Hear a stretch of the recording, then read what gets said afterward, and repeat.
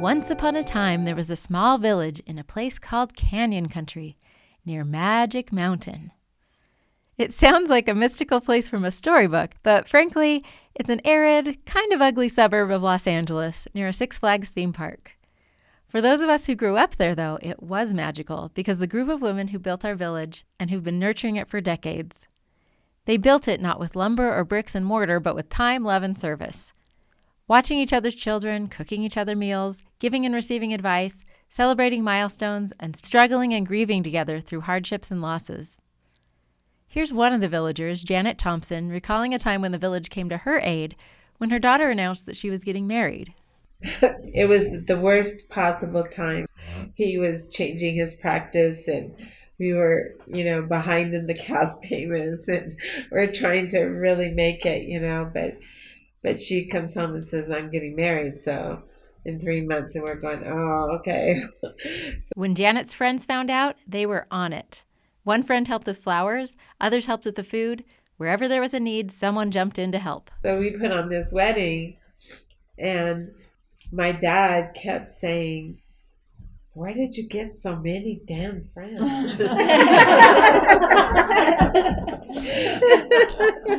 And it's really true. Everybody came out of the woodwork. It makes you feel so loved that there are people like that, This is the How She Moms podcast with Whitney Archibald. I'm a mother of 5 on a mission to help moms connect with your kids, manage your homes, and create your own unique version of motherhood.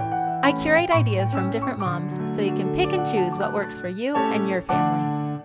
Lately, I've been seeing posts on social media with some variation on the theme, so where's this village that's supposed to be helping me raise my kids? Do they just show up, or... Others claim that the village just doesn't exist anymore. Still others suggest that the village still exists, you just have to pay for it. There's a lot packed into that. Modern demands on mothers, social media itself, cultural expectations, lower participation in church or community groups, isolation because of technology, or just living away from family. Any number of things that impact loneliness and apartness. Maybe this is true. Maybe it is harder to build a village today. But is it still possible? Absolutely. I know this because since I've become a mom, I've been blessed to be part of robust villages from Minnesota to Florida to Washington to Colorado. When my kids were little, I had babysitting swaps, play dates at the park, lunch groups, and book clubs. And after my recent rock climbing accident, my village swooped in, taking care of rides to school, after-school activities, meals for my family, thoughtful gifts and cards, prayers, visits, and phone calls. I'm not saying this to brag, but to tell you that it is still possible to build a village, because we still need each other. I think one of the reasons I've been able to help build villages over the years is because I learned from the masters. I grew up in that culture and watched my mom and her friends make great efforts to build their own. They're still making great efforts. It's hard work. Over the years, as people have come and gone, the village has grown and expanded and spread out across the world. Only a handful still live in Canyon Country. The rest live everywhere from Abu Dhabi to Washington State. My own mother now lives in Utah, which is where we're going to catch up with 10 of the women in this village at a gathering they call Big Girls Camp. What is Big Girls Camp, you ask? Well, it all started when Mary Lawrence visited her friend Irene Ray shortly after Irene's husband died. So I went over there one day, and this wasn't long after after Jerry passed. And she had all of her grandchildren around her, which is exactly what I would have done. Oh, yeah. They're a very great comfort to you. Your children and your grandchildren are everything. And I said, oh, my goodness, what are you doing? Because she was working around in the kitchen and at the table, and the kids were doing crafts. And so then she jumped right into telling me how this was her cousin's camp. And I guess they'd had it for several years. And she did all these crafts with them and events and, just the whole thing. Yeah. Of course, we've all been going to girls' camp together for years. I've been cooking. But she's talking here about a church camp for girls from 12 to 18. So I said, because it was kind of a depressing time, and I was so proud of her for her strength and her courage. And I said, oh my gosh, that's just exactly what we need. And she laughed, and I laughed, and off I went. And it wasn't very long afterwards, I went over there and she showed me all this stuff. And she said, look, I've worked out girls' camp for us. We can call it Big Girls Camp. And I'm like, what? Oh, yes, let's do it. Let's do it. So we had a core of people of women of an age, our age, and and so she worked it all out, every little thing, getting our input, sorting it all out, and then everybody wanted to come. So, but these homes aren't hotels, and they're not really big enough to have that many people. They had to ultimately limit camp to 10 people so they could fit, but the actual campers change a bit from year to year. Well, what we were was a sorority without all the backbiting and the partying. But we are a sisterhood, and we take that very seriously, our sisterhood, and not just those of us who are involved in this, but my sisterhood to you and everyone that I'm involved with. And so because of this, we were able to have good, deep, moving, passionate discussions about everything. Yeah. About everything. And so each of us have these wonderful gifts that we were able to share and to comfort and to give guidance, not, well, you should do this, but as the Spirit moved us. And then it just went on from there. And I mean, we did every day we had devotionals. We all chose a topic. Everybody cooked. We had activities. The hostess always, chose all the whatever activities were available to us where they lived in their area. They worship together. They've gone sightseeing and kayaking and hiking and on a train ride, but mostly crafts. Lots of crafts. This year, I actually got the honor of attending Big Girls Camp because it was my mom's turn to host and I was recovering from my rock climbing accident at her house. They even made me a sweatshirt, a bracelet, and a visor like the rest of the big girls. It ended up being a highlight of my year. Near the end of camp, I asked them if they would share their insights about how they've built their village with our How She Moms village. In order of appearance, you'll be hearing from Gina Woodhouse, Carol Diaz, Cindy Milhone, Linda McClellan, Sherry Risser, my mom Susan Singley, Janet Thompson, Jennifer Brown, Irene Ray, and Linda Metcalf. I started by asking them how they found each other. I always lived away from my home, so I never had my mother around to help. And I was lucky because I always found my village and women at church. And that was my go-to place. And I remember moving to other places, and I would already have a core network of women that I met at church. And other women that I met at the school would say, how do you know so many people? Or how do you know this one? I knew where to go get the day-old bread or where to go get this and the deals. And they were surprised. But it woke me up that how blessed I was that wherever I went, I knew I could go to church and I could find people there. And then you just kind of build your network and your friends from there. Yeah.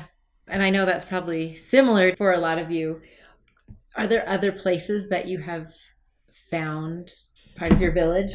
Yeah, I had the church as well, but I also found a group of women at my kids' elementary school by helping in the classroom and helping with the PTA. And I would find certain moms that really I clicked with that had similar values. And I had a church village and I had a neighborhood village, school village. And sometimes they overlapped and sometimes they didn't. But that way it kind of covered all my bases. So is this something that just happened? Is it organic? Yeah. Or do you think there is effort that you have to put into it? I don't think we purposely went and said, I'm going to build a village. You know what I mean? But it is those things that you did that took time and developing relationships and connections. But it was the one-on-one time you spent together. It was the things you did together that built those bonds of relationship. That then there was that trust, and then there was that understanding. So I don't know about you, but I didn't purposely build that. It happened as you intentionally worked on your family and on just personal relationships. You can build it by reaching out to people that you connect with. I mean, something just sparks, whether you're out at a playground or whatever watching kids and you go, oh, my little girl's cute, look at they're playing so nicely together. And you can develop a rapport. Yeah. I also have a group at work. I'm going to cry because I love them so much. The one girl's younger, like my daughter, and she calls me twice a week to make sure I'm okay. And my other friend Arlene, she's with me every single day. So Yeah, that's It great. works out. Yeah. I want to add on to what Cheryl said, that there is no age limit, to who's in my village. When I was a young mom, I had 5 children by the time I was 29. My best friend was 39, but because our kids were the same age, so we all hung out together and everything. And then 10 years later, I was the older mom. I was 39 with twins, and I was hanging out with the 29 and the 30-year-old. So it's just people that you connect with and click with. It doesn't have to be a certain age, the same age group. And sometimes there's an advantage to having people at different ages because they Different know stages, things yeah. that you don't have, or you can help them. And I've been thinking about that because I feel like some of the actions that contribute to a village is both serving and being served. I think you kind of have to experience both to really feel like a community or a village. So I would love to hear some examples. Well, I was just going to say, when we first moved into Canyon Country and didn't have any friends, no connections, and my family was 800 miles away, I had my hands full with, I think I had 3 kids, and Janet came and said, "Can I take your kids after church? And we just want to help you out." And I was pregnant, and she saw a need, she jumped in, she helped, and that started establishing my connections in Canyon Country. So, Yeah. Well, we up on the hill, we had pretty much a little village there, and every afternoon the kids would be in the cul-de-sac playing hockey, and there'd be like the 18-year-olds to the 2-year-olds, and people would call me and say, "Hey, my kids are out there, right?" And I would go, "Yeah." Or if my kids weren't in the cul-de-sac playing, then I would know I would have to call somebody else and say, "Where are my kids?" And it would always be at each other's houses. So a lot of it has to do with neighborhood too. Like Gayleen Bonzal, before we even moved into our house, she was already living next door. And I was wallpapering my house, and she brought sandwiches and chocolate milk over to my kids so they could eat while I was working.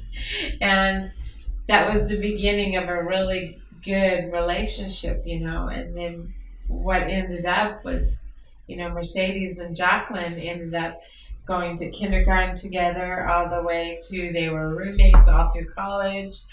And that was sort of because of the neighborhood, But also a gesture. It's like a little vulnerability, a little flexibility.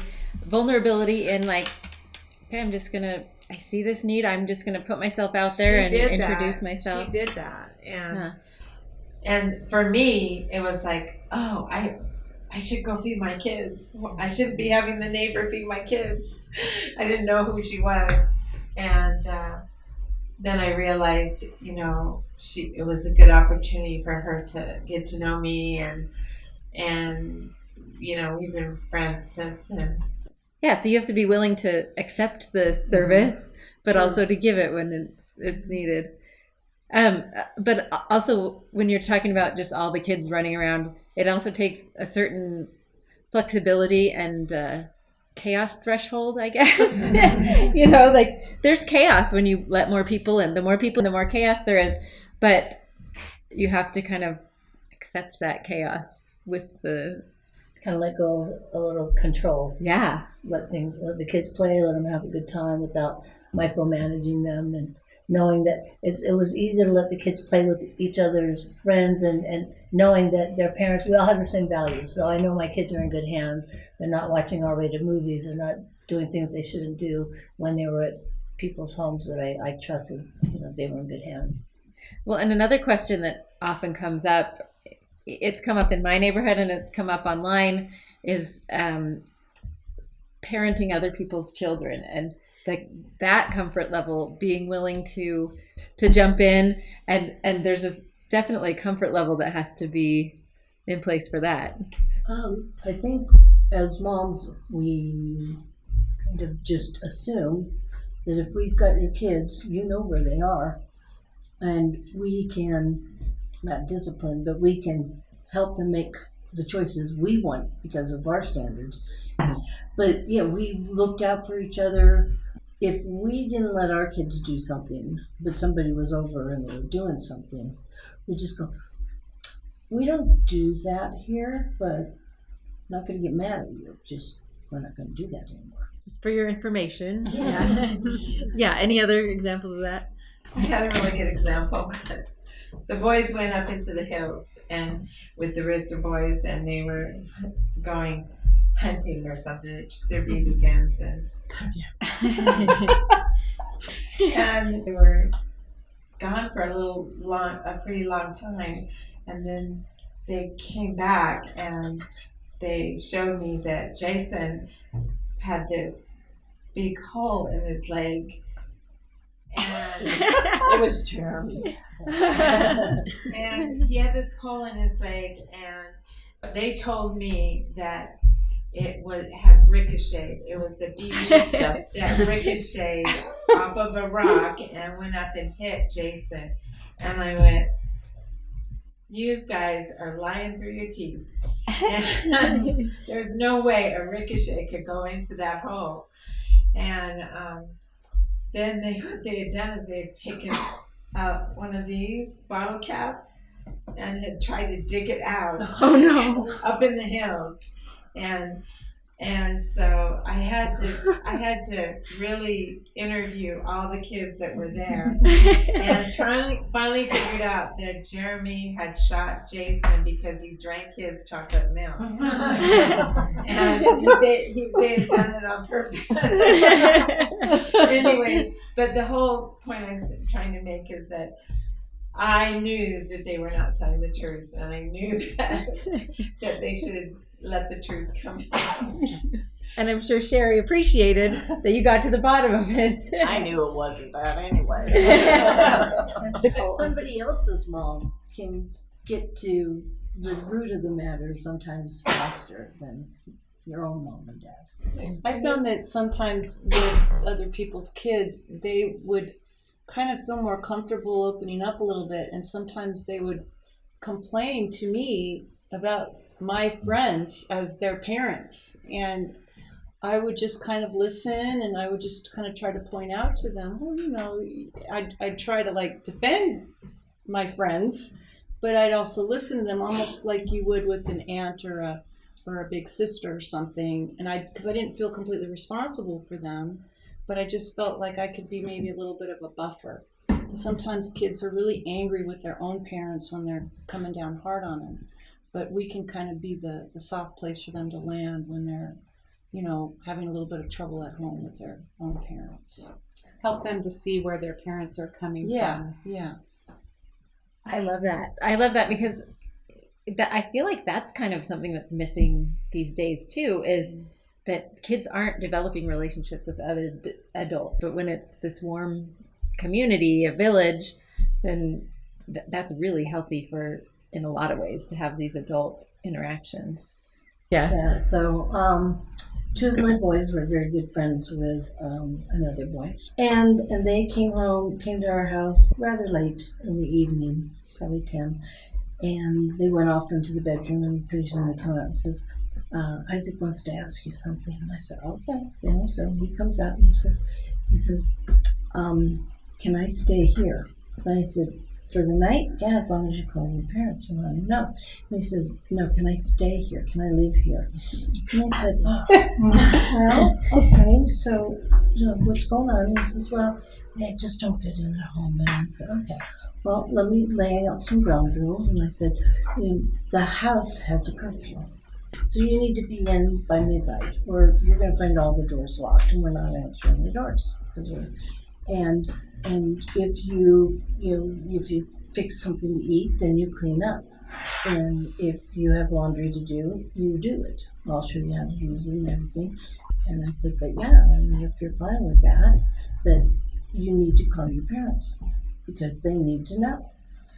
He goes back in the room in the hall. He says, your mom has as many rules as my parents. And I just smiled because, yeah, I mean, what does he think that, I guess he thought that my boys had a greater life than he did. But I go, no, you ain't got rules. I believe I took him home that night.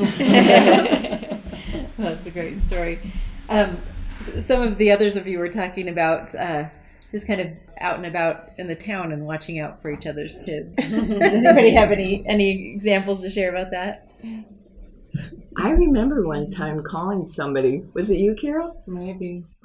Saying something that, You saw that my they daughter did. in a car with I somebody. think that was You it. shouldn't be in a car with somebody. And Yeah, I'm and sure that's you how all, she found you all out. did that. And I didn't love hearing it, honestly, but I really appreciated it because I knew it was coming from a place of concern and love. And I knew you weren't judging me. And that's the other wonderful thing is we all have, kids that made dumb mistakes and I love this group because we don't judge each other's parenting skills based on what their children have done. And we all know that all of us here have done the best job we could as parents, and yet our children will still make bad choices, and we still love them anyway. Yeah. Do you think the kids enjoyed it as much as the parents having this village? Well, I think they love going to other people's houses, going to their friends' houses, and just feeling as comfortable there as at our house. Yeah. It was a nice break. But if they were out and about, they knew darn well there was a huge group that were watching. Now, you couldn't go anywhere where one of us wasn't. We got back to So. us, yeah. And I never told my kids who told me. Oh, yeah. No. I said eyes everywhere. So yeah, I said, oh, just a little bird told me. And I said, I have people out there that will tell me when they see you. It's like the mafia. Plus, we had friends that worked in the high school office. Yeah. The security guard school, so we had people everywhere that were looking out for our kids. But I think with what Gina and Mindy both talked about, our kids were hanging out at different times in different people's houses, and they felt like that person, they felt close enough to them that they were mothers too to them. They listened to them, like Carol said, more sometimes than you did, but they felt comfortable there. And they definitely knew we talked to each other. Yeah. But there was, when we talked earlier about parenting each other's kids, I don't think that's what we really did. We just accepted them and loved them into our group. But if something needed to be corrected, you're providing safety for all the children there. You're providing training, so you're not thinking of it as parenting. You're just doing what you would do for your own family. And so we were just loving each other's families, and it just grew. Yeah, that's a great correction. Because nobody wants somebody else to parent their kids. Right. But they want to be aware of what's going on. And there's a difference there. Yes. However, one time my son was really embarrassed because he had a group of boys over and they were trying to go somewhere. And he had things he had to do. So I said, okay, so you go take out the trash, you do this. He's like, you're asking my kid, if you want to go, you got to do this. So all the boys helped, and then he got to go. He was a little embarrassed, but nobody else complained. They just did it, and we're fine, and they went. That's awesome. Smart. Got him out of the house faster. That's good. Our girls just got together with one of their friends, and they said, yeah, Ashley remembers that when she would spend the night on a Friday night, that her name was on the Saturday chore list.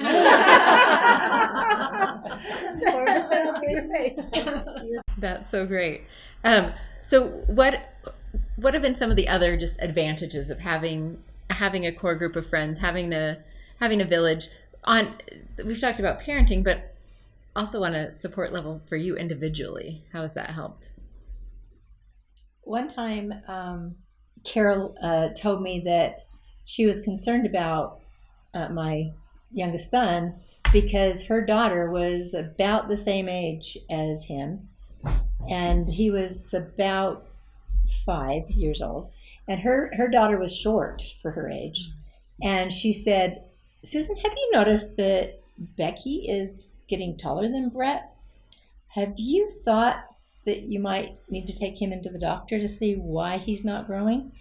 And it was that impetus that got me to take him in because, yeah, I had noticed he was short, but I hadn't really noticed how her daughter was sailing above him because I knew she was short.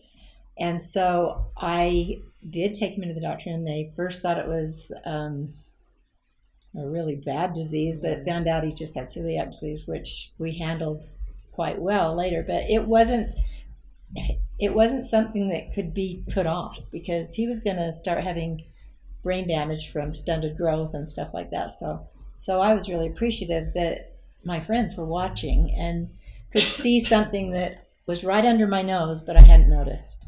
So Yeah, so perspective is huge. Yeah. Having Again, another set of eyes to notice something. Yeah. Because we're so busy. Yeah. You guys were most of you were older than me, and I started young, and some of our kids were similar in ages, but I just looked up to the different rules and things you had in your home, and I patterned my parenting after most of you.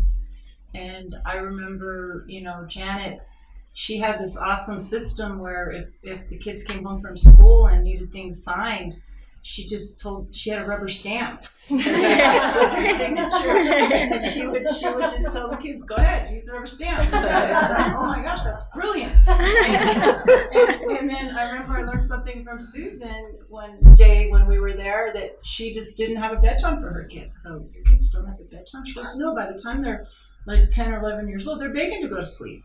But they have to have everything done, before they can go to sleep." I thought, oh wow, no bedtime?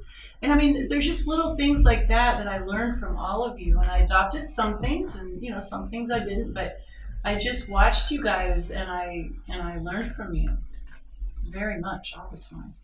I'd like to dig into that. What are some of the things that you've learned from each other?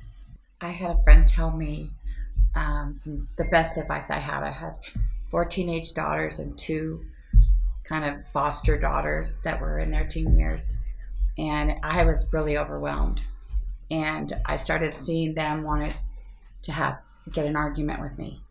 I'll give you an example. "Mom, I want to go to this concert on Friday night," and I'd say, "No, I don't want you to go," and she'd say, "You never let me do anything." And I'd say, "Yes, I do. I let you go last weekend to Disneyland with your friends. But I didn't want to go, Mom. That doesn't count. You're ruining my life."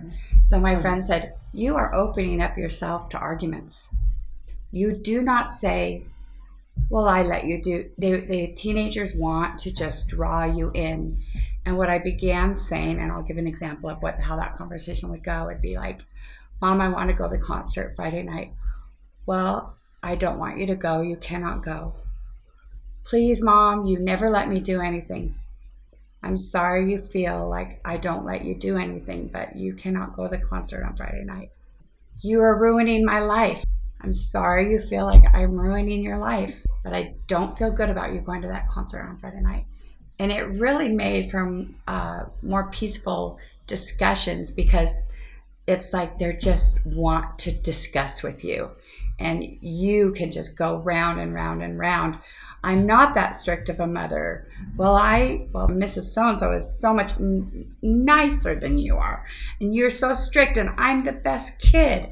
And I actually had a daughter say that "You are the strictest parent of all my friends, and I'm the best kid." And I said, "Well, maybe you're the best kid because I'm the strictest." And she said, "You cannot take credit for my being a good kid."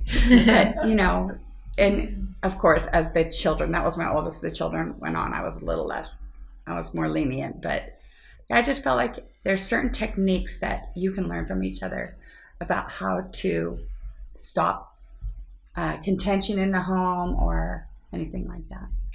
Yeah. Are there any other examples of just times when you were tapped out, or you were just down, or just needed to pick me up, and your village kind of stepped in?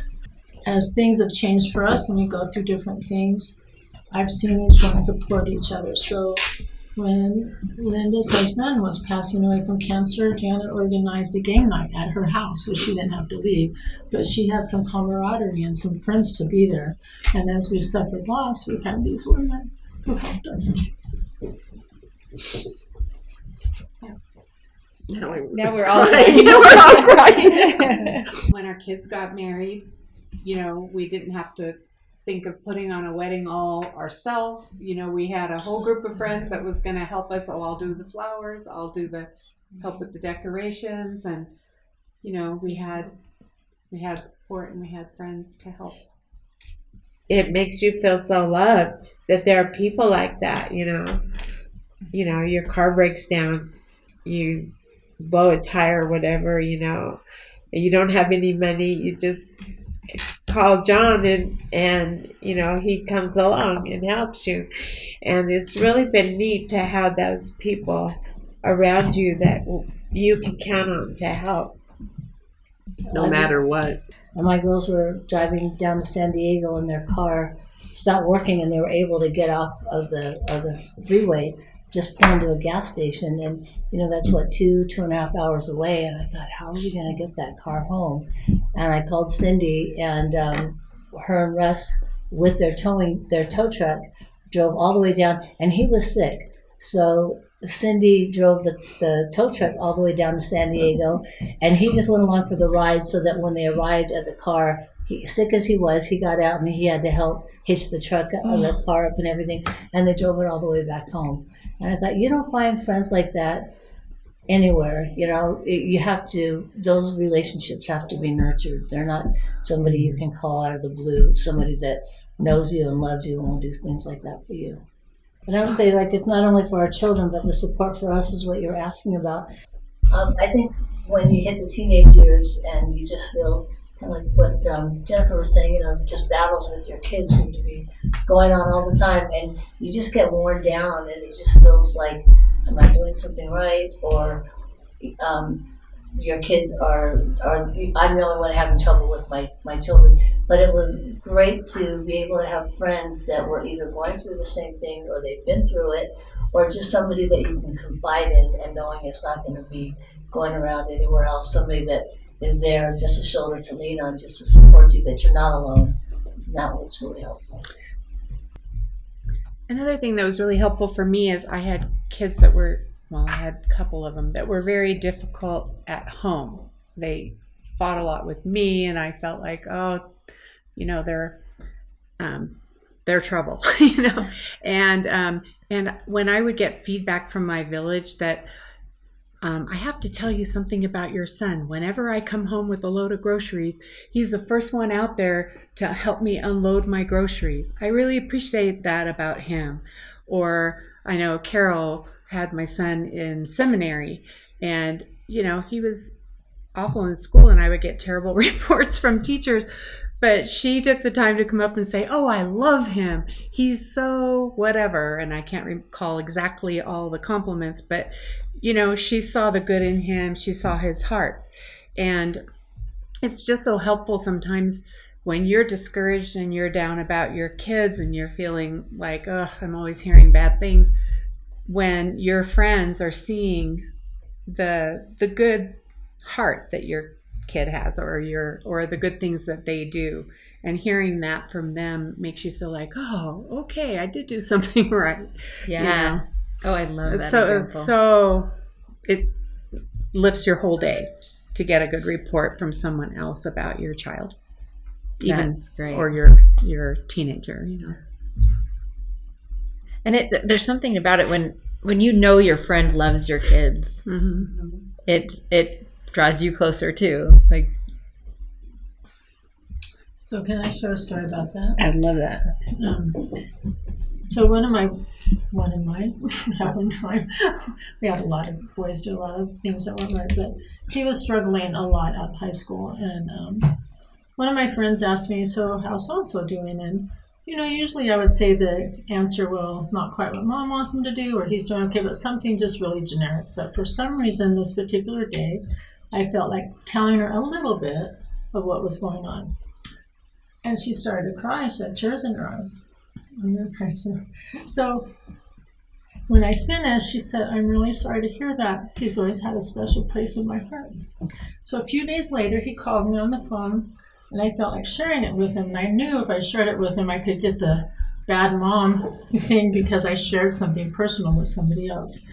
But I shared that experience with him, and it was really quiet on the other end of the phone. And then he says, tell her thank you for the tears. And that's always been a special thing. Oh, yeah. I love that. A nice payoff is when, and one of these women's grown children that have families of their own come up and give me a hug and say, "So good to see you, Mom." I mean, they're grown children with children of their own, yet I'm still part of their life. And then I share it with whoever to let them know your children still think of me as part of your family.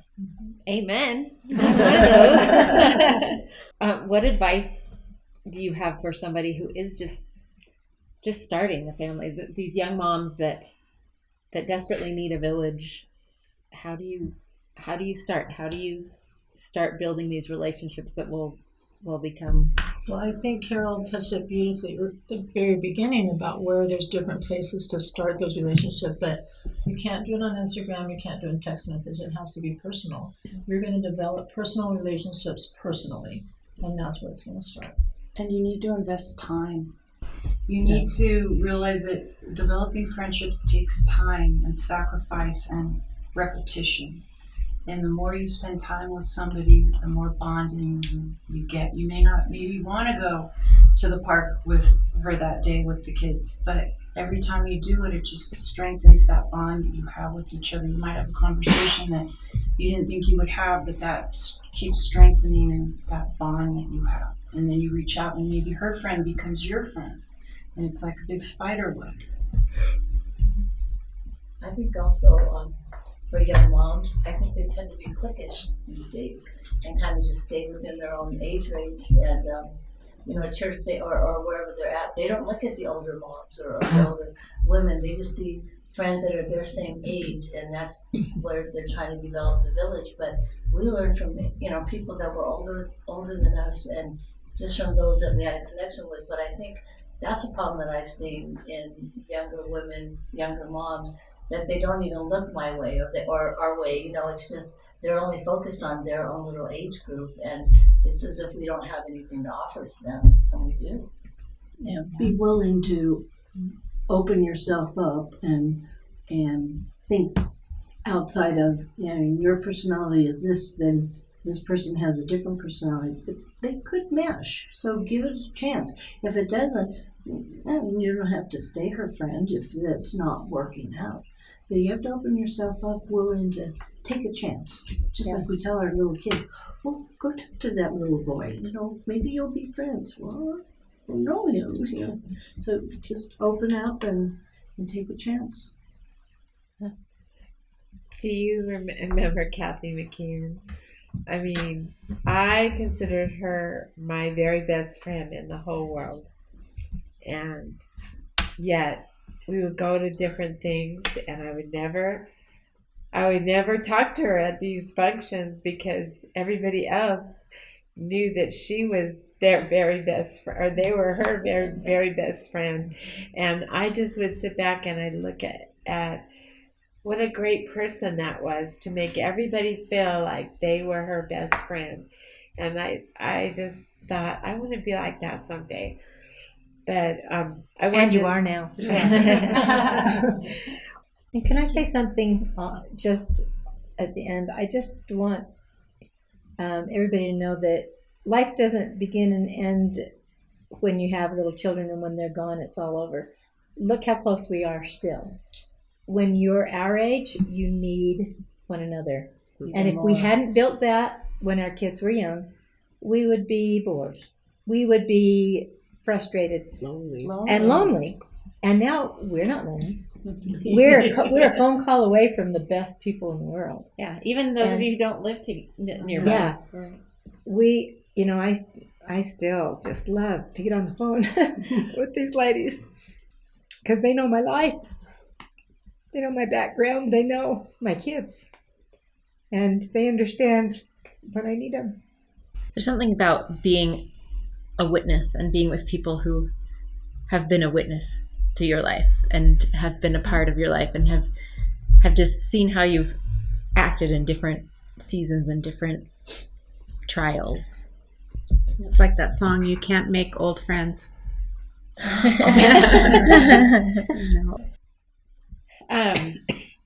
So I think we've covered a lot of the things that I was intending to cover. Is there anything else you guys want to add? One thing, we're getting together for third time in 3 years. And we have moved away from each other, some of us still live by each other, but we've known each other for so many years and we know our history. And it is just so wonderful to have these friends that love you. And none of us are perfect. We all share, these past experiences, but we also all know that our children are not perfect. None of us have had perfect families. But we love each other anyway, and we love each other's children anyway. And we've had these sweet experiences, and it makes our relationship as we grow older even sweeter because of all of the experiences that we've had together. And I just treasure the friendships that we've made. And I think it comes from these wonderful experiences and hard experiences too, and confiding experiences, and we've been able to console each other, and it's just been really wonderful. And I really consider these wonderful women here my village.